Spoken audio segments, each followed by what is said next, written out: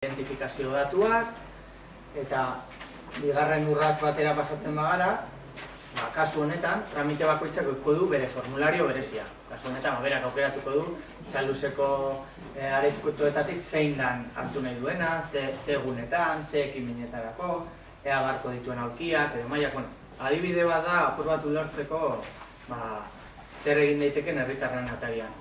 Gero hurrengo pauso baten, egongo dira batzutan agiriak atxikitu beharko ditu, imaginatu, aurrekontu bat aurkeztu behar badu, lehiatiako etxe bateko obra txiki bat egiteko, igoko du, berdin da, mobilarekin argazki bat egin da aurrekontuari nahikoa da, eta igo dezake, eta bukaera emango dio tramiteari. Lehen esan dizuedan bezala, aprobetxatuko dugu Arrasateon app-a, martxan dagoen app-a herritarrari eskura jartzeko.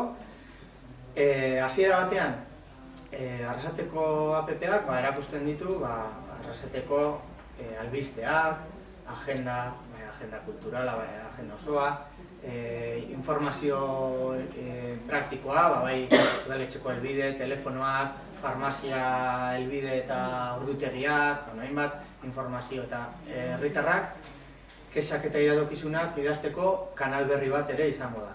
Bertatik ere igual izango ditu argazkiak edo behar dituenak. Eta tresna honen bitartez ere, abisatu izango diogu WhatsApp-ez egiten da bezala abisutxo batekin, ekimen berezi bat dagoela edo berri horiek eman izango dizkigu.